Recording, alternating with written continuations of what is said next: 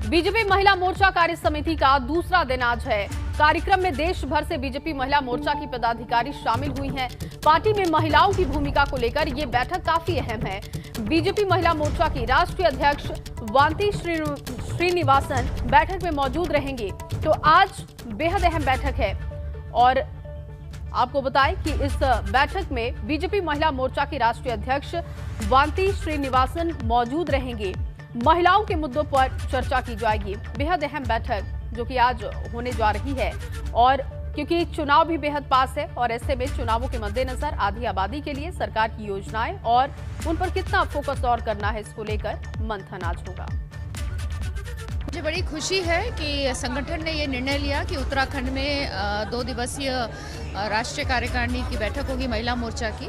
और क्योंकि हमारे इलेक्शंस भी आ रहे हैं, मुझे पूर्ण विश्वास है कि जो मंथन होगा 2 दिन का, उससे कुछ बढ़िया निकलेगा और इलेक्शन में हम बहनों को आगे किस तरह से काम करना है, क्या कार्य करना है, उसका भी हमें निर्देश मिलेगा। यहाँ नॉर्थ, ईस्ट, वेस्ट और साउथ सभी जगह से जब महिलाएं आई है तो अपना अपना रोल अदा करेगी। इतनी सारी योजनाएं बनी हैं और चुनाव के समय में महिलाओं जो संदेश लेके जाती है, जो काम करती है, जो सबके रसोई तक पहुंचती है, वो बहुत अच्छा होता है। और उत्तराखंड में भी उन लोगों ने काफ़ी जिस तरह से माहौल बनाया है। इधर सीएम पुष्कर सिंह धामी ने महिला मोर्चा कार्य समिति की बैठक में उत्तराखंड की महिलाओं के लिए मुख्यमंत्री नारी सशक्तिकरण योजना की घोषणा की। सीएम धामी ने कहा कि इस योजना से उत्तराखंड की महिलाओं को बड़ा फायदा मिलेगा। महिलाओं की ऋण संबंधी दिक्कतें दूर होंगी और योजना के तहत महिलाओं को बैंक से आसानी से लोन मिल सकेगा।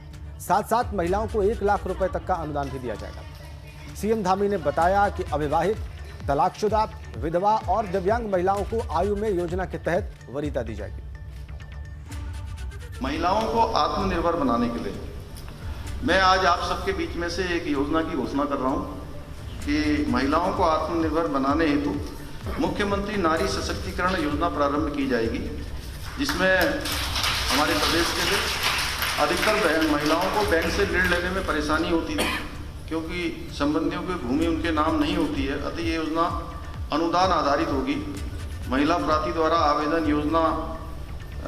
योजना खंड विकास अधिकारी को प्रेषित किया जाएगा। बीडीओ की अध्यक्षता में समिति प्रस्ताव का मूल्यांकन करेगी। प्रस्ताव व्यवहार पाने की दिशा में परियोजना की 30% या अधिकतम 1 लाख रुपए का उसमें अनुदान दिया जाएगा, यानी 1 लाख रुपए की सब्सिडी दी जाएगी उसमें। और अब खबर आपको देहरादून से बताया एक बार फिर से कोर्ट का रुख करेगी सरकार। बड़ी जानकारी आपको दे रहे हैं। तीर्थ यात्रियों की संख्या बढ़ाने को लेकर अपना पक्ष रखेगी। फिलहाल 4 धाम यात्रा में श्रद्धालुओं की संख्या सीमित है और इसकी वजह से सरकार का मानना है कि दिक्कत हो रही है दर्शन में। सुबह 11 बजे तक मंदिर खाली हो जाते हैं। श्रद्धालुओं की संख्या बढ़ाने के लिए हम पक्ष रखेंगे, सीएम धामी ने ये बात कही है। तो कोर्ट में सरकार अपना पक्ष रखेगी क्योंकि 4 धाम यात्रा में इस वक्त नियम बहुत सख्त है, जिसकी वजह से सीमित संख्या में श्रद्धालु दर्शन कर रहे हैं। लेकिन अब इसको लेकर कोर्ट का रुख सरकार करने जा रही है। श्रद्धालुओं की संख्या को लेकर कोर्ट में अपनी बातें रखी जाएंगी। एक बार फिर से सरकार रुख करने जा रही है कोर्ट का। तीर्थ यात्रियों की संख्या बढ़ाने को लेकर अपना पक्ष रखेगी।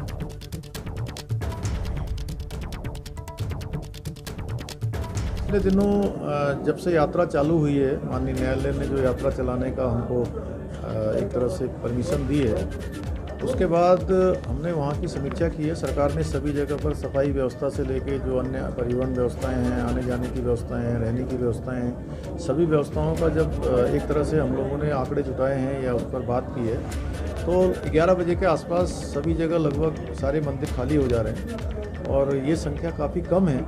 इसलिए माननीय न्यायालय से हम पुनः अनुरोध करेंगे कि संख्या बढ़ा दी जाए और चूँकि अधिक लोग दर्शन करना चाहते हैं तो वो लोग अधिक लोग दर्शन कर पाएँ और हमारे 4 धाम यात्रा से जुड़े हुए जो व्यापार करने वाले हैं, छोटे व्यापार करने वाले हैं, उनको भी काफ़ी नुकसान हुआ है क्योंकि अधिक लोग आएंगे तो निश्चित रूप से उनकी आजीविका का भी जो साधन है वो ठीक से चलेगा। इधर बड़कोट में यमुनोत्री धाम की यात्रा पर पहुंचे श्रद्धालु नेशनल हाईवे 123 डामटा में ही बैठ गए क्योंकि बिना ई पास के आने वाले श्रद्धालुओं को पुलिस ने डामटा चेक पोस्ट पर रोक दिया था। गुस्से में श्रद्धालुओं ने हाईवे पर ही गाड़ियां खड़ी करके सड़क पर जाम लगा दिया और सड़क पर बैठकर ही भजन कीर्तन करने लग गए। बताया जा रहा है कि करीब 12 गाड़ियों में 300 से ज्यादा की तादाद में श्रद्धालु हैं जो बिना ई पास से की वजह से आगे नहीं बढ़ पा रहे। और ऐसा इसलिए हो रहा है क्योंकि यमुनोत्री धाम की यात्रा में 15 अक्टूबर तक स्लॉट फुल हो गए और इस वजह से श्रद्धालुओं को दिक्कतें पेश आई। निवेदन करता हूं पूरे ऑल उत्तराखंड एसोसिएशन सर इस समस्या से हमें नहीं जाए।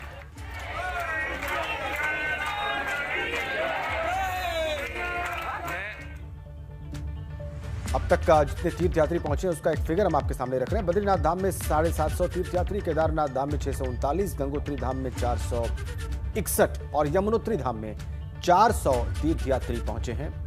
18 से 26 सितंबर तक के बीच का यह आंकड़ा हमने आपकी स्क्रीन पर रखा हुआ है।